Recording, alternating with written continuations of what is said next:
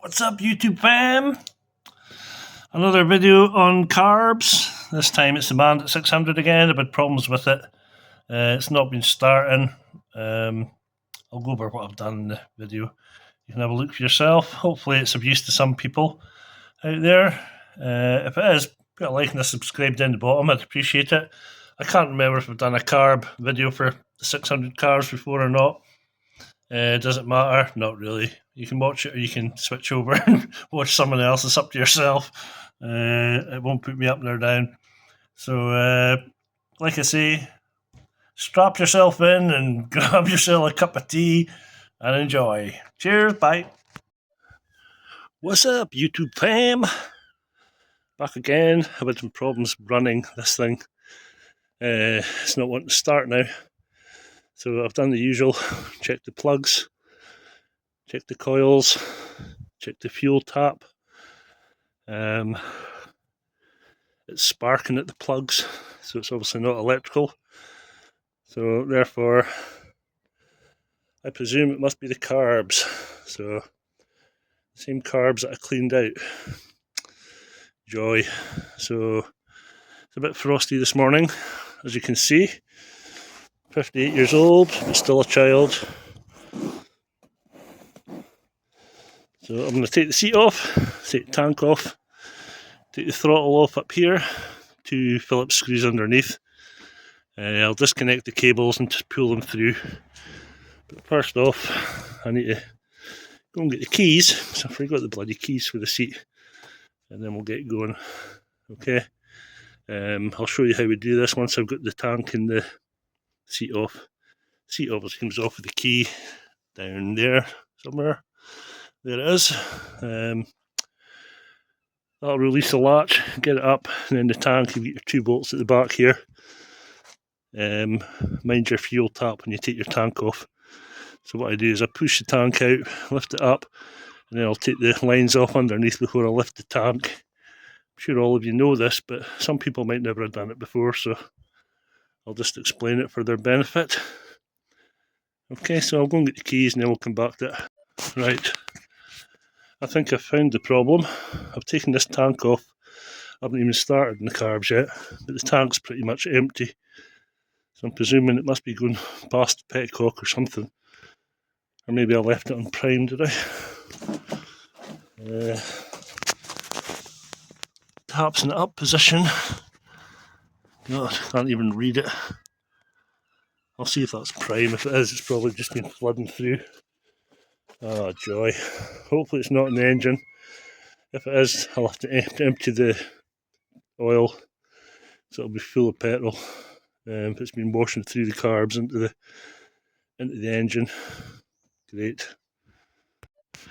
Right, I've checked the oil level. It looks okay, thankfully.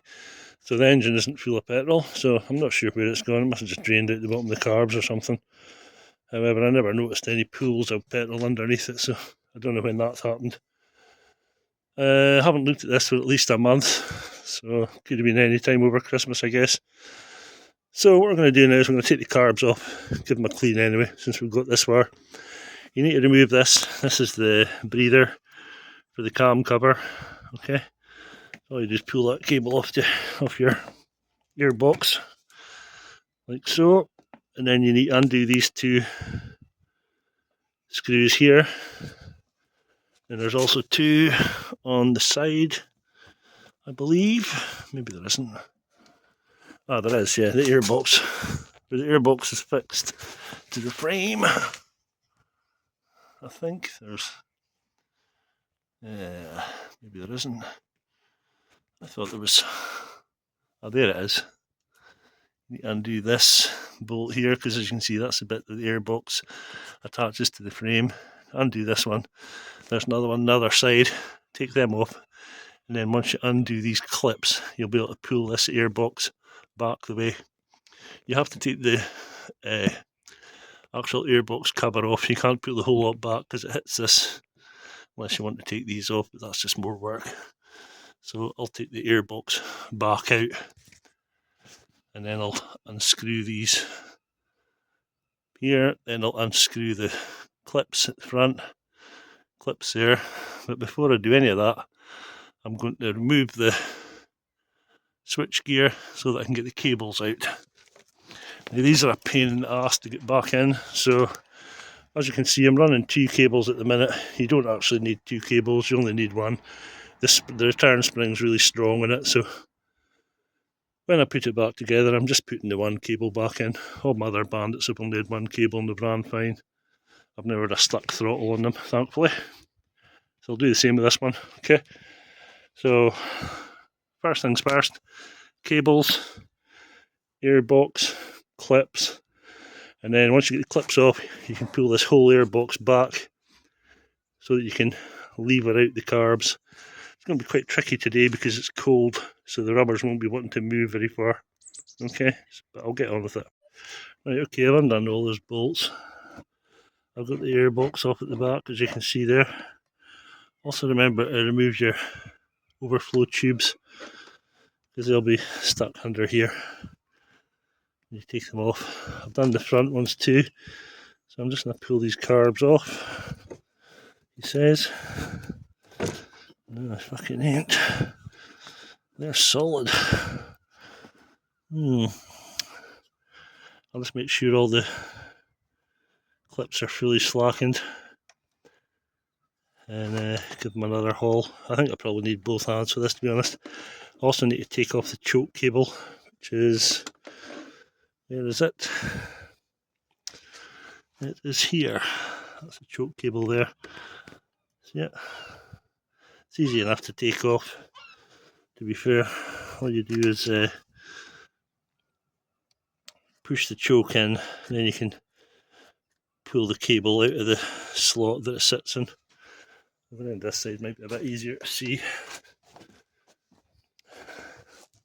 Yeah, there it is.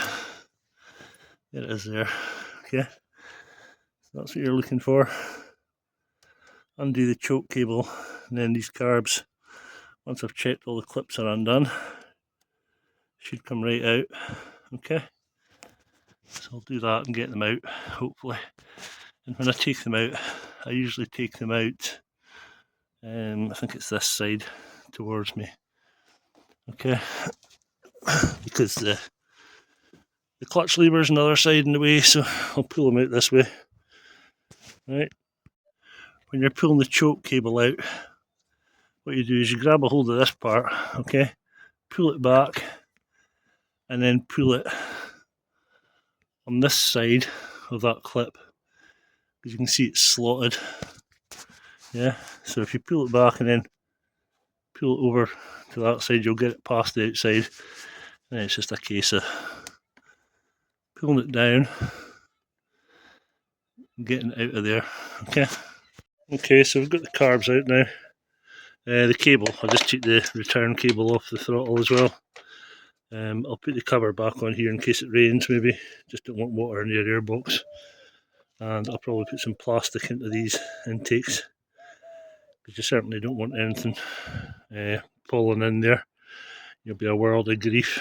I've just stuck the breather hose up there for the minute out of the way whilst I was getting the carbs out. And they came out okay actually. Once I got the first, what you do is you kind of lever them out, you know. So what I'll do is I'll pull them up from the bottom and then pull them back, if you like, sort of rock them out. That's the easiest way when they're old hard rubbers like that. Same with putting them back in. Make sure you don't lose any of the clips. Yeah, from either the airbox side or the carb side, because there's nothing worse than putting your carbs back in and then realising that there's a clip missing. It's one of those moments, you know. Right, so carbs are out, they're sitting here. What I've done is I've turned them upside down and drained all the petrol out of those 2 drain tubes. If you don't do that, once you open the float bowls, you'll be covered in petrol. Do all of your cables and everything. I've just left the 2 screws for the airbox, the side of the airbox there. What I'll do now is I'll take my JIS screwdriver, because that's what you want to use. You don't want to use Phillips, they are different, and these won't chew the screws up like the Phillips will. Okay, so I'll take this inside, take the carbs inside, and then we'll strip them down and see what we can see.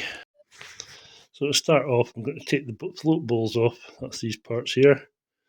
I've removed the overflow tubes there, sitting up there, and I've also removed the fuel delivery line, if you like, which is that there. That sits down the back of the carbs, like so.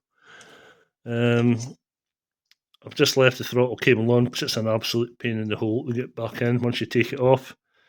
I'll check take the float bowls off, and I'll just I'll check the pilot jets because they sometimes clog.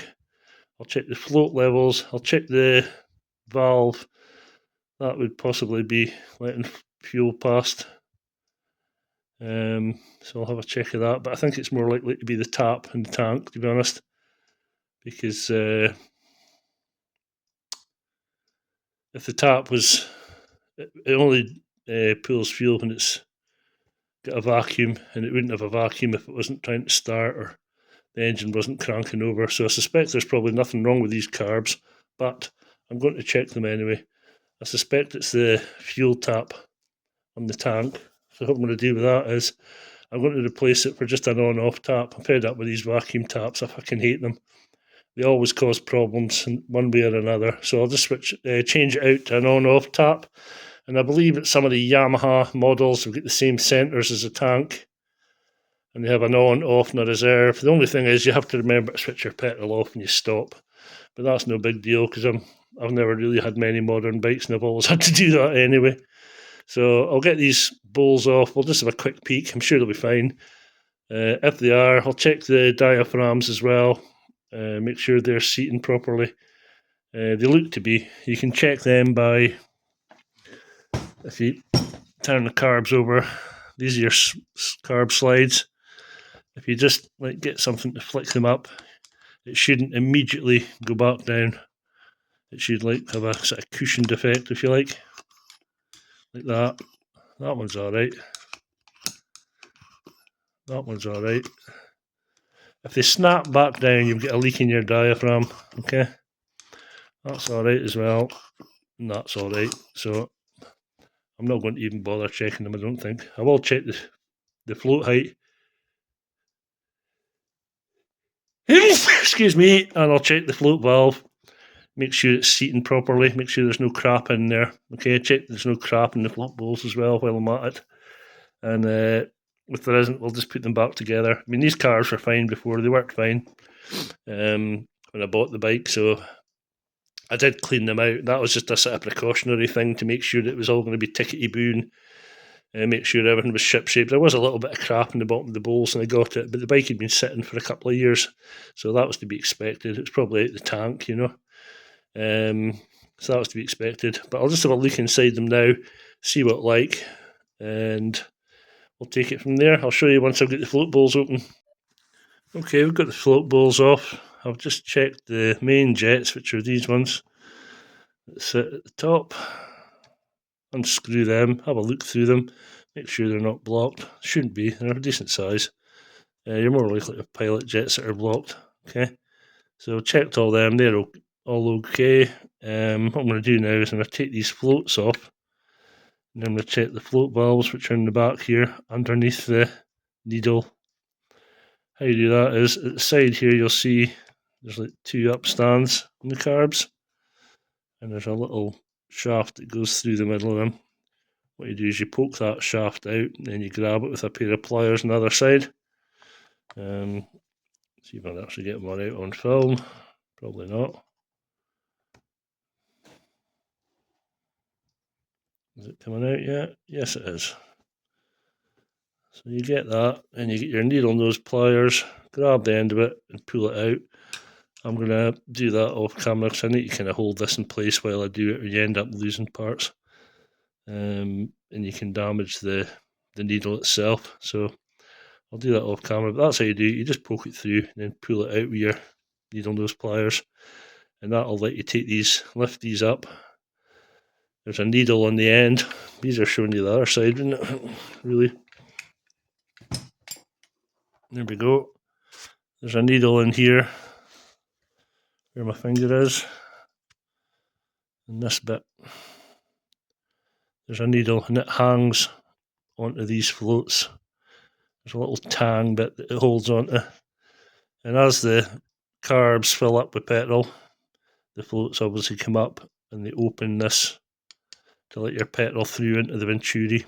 Okay, that's how they work in a nutshell. But there's more to it than that. You've also got your pilot jets and your main jets, and you get these intakes as well. These are all related. These slides look slightly worn, but the bike has done 30,000 miles, so it's not too much of a surprise. But if you test them and they like stick, then it might be an idea to either get them out and clean them up or get some replacements, because you don't want them sticking open, that's for sure.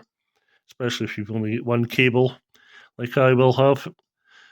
Right, so enough blethering. I'm going to take the floats off. I'll take the floats off one, show you what's involved, okay? Okay, we've taken the float out, taken the needle out. This is a shaft that I was telling you about that goes through these upstands at the end. And this is your float needle seat. What you want to do whilst you've got this apart is to get a cotton bud, stick it in there and just clean out any crap that might be in there. You also want to check your needle at this point.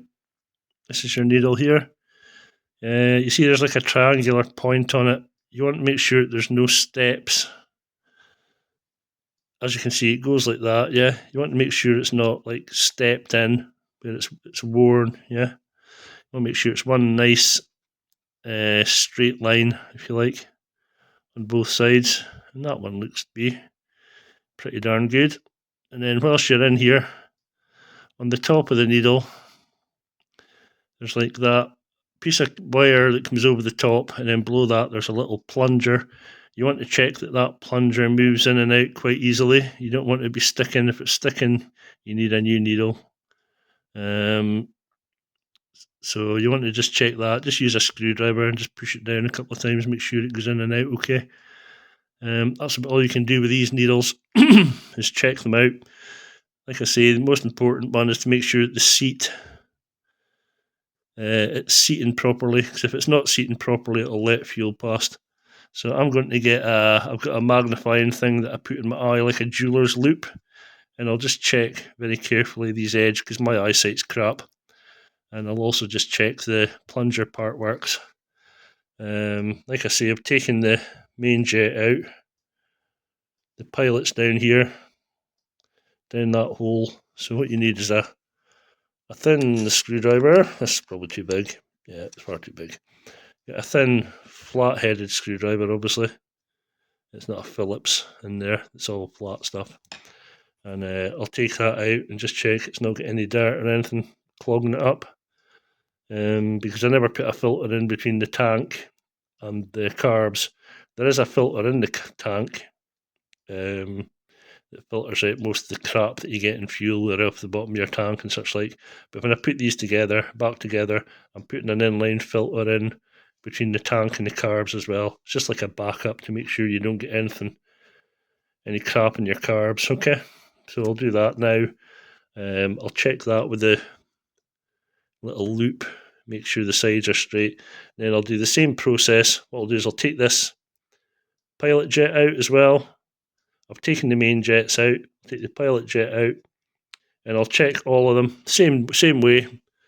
And then what I'll do is I'll get some carb cleaner and I shall squirt it. I shall show you where I shall squirt it. First of all, I'll squirt it in there to clean out any crap that might be in the float bowl area. And then I shall squirt it up. See these holes at the top? Squirt it in there and you'll see it coming out inside here. That'll just show you that they're clear, yeah. And I'll also lubricate up this spring, the turn spring, because I really don't want that sticking. That's the ones that when you pull the throttle, obviously, that's what returns it. But you can see there, like the spring in that it's strong enough. You only need one cable. You can see how it works, opening the butterflies, I guess they're called, to let the air in. So I'm going to crack on with that. Enough bump. I'll get the pilots out have a look at them. If they're clogged, I'll come back and show you. If they're not, I'll just carry on. I'll do all 4 of them. And you also want to check your float heights when you put them back. This will be in your manual. I can't remember exactly what it is, but a lot of people measure these wrong, because how you're actually meant to measure it is not with it sitting flat like that. It's when it comes back down to seat, if you like, where it's just seating. Like, I'll show you just now, it's like, that's it, as if the float bowl was empty. And as it fills up, see the floats dropping. You want to measure them when the float bowls are just starting to compress the plunger in the top of your needle. Well, that's how I do it anyway, and I've not had any problems. So we'll do that. I'll get the pilot jets out. Right, another good thing to get yourself a hold of is these. A set of these off of Temu or eBay or whatever. They're carb cleaning brushes. As you can see, they're all different variety of sizes. And they're very good for clearing out jets if they're blocked and things like that, or passageways, yeah. Another thing to note is that these needle seats, they shouldn't be easily removed, shall we say. There's a rubber in them, and it kind of pushes down into the car body. If these just lift up, you're going to have fuel bypassing them. So if they just lift up, you need to put a new rubber seal on them. Okay, that's just another thing to watch out for. I've just given these a clean. They're looking good. I just used flipping one of these bad boys. Just stick it down the hole like so. Where's the hole? Can't find the hole. And then just give it a quick twirl round about the sides, but you can see there's nothing coming out there because it's clean. Okay. Right, okay. I've used a very small flat blade screwdriver to take out the pilot jet. This is a pilot jet here. Let me just see if I can put it against the background. It might focus a little bit better.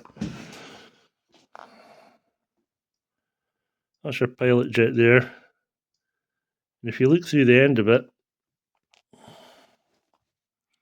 you'll see it's a rather small hole. But you'll also see that this one is blocked. So what I'll do now is I shall find the nearest one of these to the size of the hole, probably one of these thin wire ones, and give it a poke and clear it out.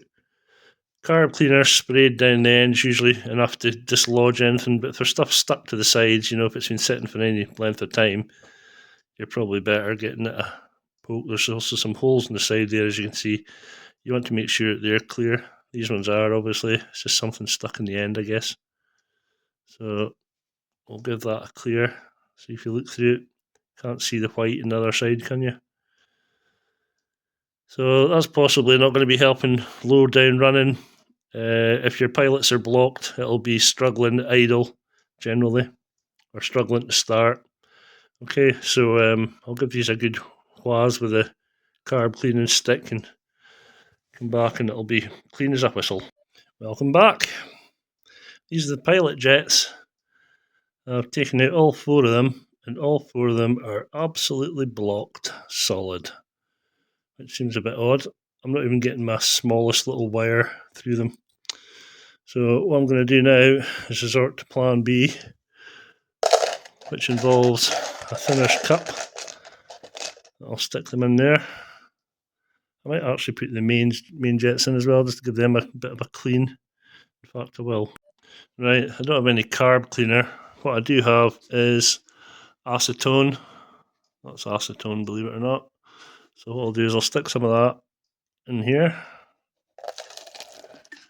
And I'll just leave them to soak and give them a little twirl about every now and again. And hopefully that'll loosen off anything that's inside them. And then I'll be able to get the wire through it to clean them. Don't, whatever you do, put your needles through an acetone, the ones that are live under the flipping under the needle. Don't ever put these in acetone because they've got like a rubber end. It'll just melt. It'll also probably not do the insides of it any good either, so keep them away from acetone. Just use carb cleaner on them if you need to clean them up at all. But they're okay and stuff that's all brass or all. So we'll give these a shake about every couple of hours, and hopefully that acetone will work its way in there and clean out some of the debris and crap that's clogging them up. The rest of them look okay. I'm quite happy with the rest of them, to be honest. I'll just check the needles and the rest of these other three. Take the float balls out. Take the floats out, should I say, not the float balls. And I'll just check them and check the little plunger part on the needles. And then I'll just put them back, I think, because I'm pretty sure they're going to be okay. But since I'm here anyway, I'd be pretty annoyed if I didn't check them and then put the bike back together and then had other issues with the carbs. So whilst you're at it, just check everything. That's the best policy. I'll probably nip into town and get some carb cleaner because I need to clean up these springs. You can see there's a bit of grot in amongst them, even though there's plenty of friction on it. And I'll also need some carb cleaner for scooting up those holes on the other side, obviously. So I'll do that, and while I'm away, this little lot will sit and soak, and hopefully it'll be tickety-boo when I get back and I'll be able to clean them. Okay, I've managed to clean out the pilot screws. I ended up using a bit of wire. I just stripped a bit of some household cable because it was obviously, the hole was smaller than the smallest one of these that I had to poke through it. So I just used a bit of wire, and then I checked them against the light and I could see through them with the loop, and it was a nice round circular hole when I held it up against the light, so that's good enough for me. So I've put them back in, I've tightened them down, I've checked the float heights, 17mm when they're just starting to seat. Like I mentioned to you earlier, don't measure them at this point because they've already seated here. What you want to do is check the float needle is just starting to touch the seat, and you should have 17mm from the face of the carb body to the highest point of your float. Yeah, so they've been checked, they're all perfect, happy days. So I'm just going to put these float balls back on. I've checked the air screws as well, they're the set from factory, and they all measure up. I can't remember exactly what the measurement was. Check your manual, there's the best advice. So I've checked all them, they're all good in the hood. I've checked the diaphragms, they're all good. I didn't spray the carb cleaner down the Venturis like I said I was going to, because I don't have any carb cleaner. I'm not going into town just for some carb cleaner specifically for that, because I did it the last time and there was plenty of carb cleaner coming out in the carb body, so there's no reason for them. I mean, the bike's not run any mileage since then, so there's no reason for them to block since then, is there? So I'll continue on with the float balls and then I'll stick them back in the bike and hopefully we'll hear some fire up action. I'll just show this because this is something you need to look out for. See the rubber seal? That's this rubber seal that sits in here has obviously come out, and I was tightening them carbs down on it, so that needs to get slackened off the screws again and push this, make sure it's in its groove in the bottom of the float bowl, and then push it down, tighten it.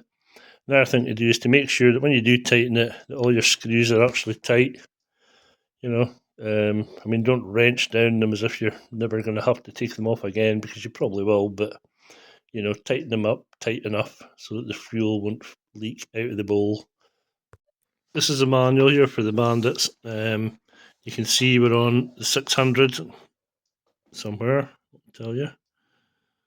Yeah, there it is, 600. And the carbs are CVK 32s, 32mm carbs. Now there's your float height that we measured, 17 plus or minus 1mm. Your pilot jet's a 35. Your air jet's 150. Your needle jet, not available. The jet needle is N1QJ. I presume that's just like a part number. But it also tells you that your air screws that I mentioned earlier when I said check your manual, it says in here 1 7/8 turns out. So to do that, what you do is you screw the air jet until it seats at the bottom, okay, and then you turn it out 1 7/8 of a turn. I actually turned mine out 2, I think it was, and I'm sure they're fine. They'll be fine at that. 7/8, Christ, it's near enough too, isn't it? And if it's a later model with the different carbs, it's 1 3/4. However, we're just looking at the Mark 1 Bandit, which is this line here. And like I say, it's got all the spec there for you. It tells you your fuel tank capacity and all sorts of nonsense you'll never need to know. What else have we got? That's the 1200s. That's not relevant. Tells you the torque settings for the various bolts, but probably never need them either. But anyway, that's just a little insight to give you the air screw settings. So that's the carbs done. They're now back on the bike. I've decided I'm going to wait until my fuel tap arrives before I put petrol through the tank again. And I'm also going to fit a fuel filter on the fuel line between the petrol tap. It goes across and down into the carburetor. I'm going to fit a fuel filter in there. Some people fit it on the down part, but you can't really see it very easily, so I'm going to fit mine in the top part. So you just have to lift the tank up, have a look, and you'll see if it's full of crap or not. So hopefully, once you get your carbs back on, obviously you'll need to balance them. I'm not going over that in this video because my vacuum tubes for checking the carbs are balanced are at my brother's house, and I won't be doing it today anyway. Generally, they're not far away. If you set them up before you put the carbs on, they're never far away, but they do need tweaking to get them perfectly balanced. You know, the bike does run a lot smoother once you've done that as well. So that's my advice, to get them balanced. And I've also got the throttle cable still to connect up. I'll just wind this video up here though, because I mean, I'm pretty sure you don't want to see it all. See me putting a throttle cable on. I'm sure you know how it's just the same as taking it off, but in reverse, as they say. So if I do have any issues, I'll put it in the comments. But in the meantime, if you liked the video and it's been any use to you at all, put a like down the bottom. Consider subscribing, that would be great. And we'll bring you some more content. On the matter of content, I am going to be taking out another video shortly, and it's got absolutely nothing to do with bikes, but it might be quite interesting to you. I'll give you a clue. It's to do with knife making. So this is one that I started years ago. I'm going to hopefully get it finished, and I'll do a separate video for that, if that's of any interest, MD. I'm also building a 2x72 grinder, which is down beside the recycling box full of crap. I'm waiting for a motor to come from America, but like I say, that's another video for another time. So the carb video for the Bandits, that's the second time I've had the carbs apart, and hopefully it'll be the last time. And I'm hoping that it'll run fine. It does need new plugs, but I'll mention as well, trying to get the plugs out when you've got this half-faired model. What an absolute pain in the hole it is when you've got fat hands like I have. I can barely get my hands in this gap here between the fairing and the flipping top of the engine. It's an absolute pain in the arse, but they need doing, so I will do it. And also, when you do change your plugs, always make sure that your rubbers that seat in the cam cap, make sure they're in properly. You'll just end up with a load of crap down your plug hole. And then, of course, when you take your plug out, it's going to go only one way, and that's down. Anyway, that's this video. I've waffled on long enough. Hope you enjoyed it. And if you haven't got any interest in knife making, I'll be back in a couple of weeks with that. Like I say, I'm waiting for a motor from America. Probably should be here in I don't know, a couple of weeks or so. And I'm also waiting for a VFD to run it off, and I'm waiting for a few other bits and pieces to finish off the actual grinder. So I'll wind it up. Thanks very much for watching. See you in the next one. Bye-bye now.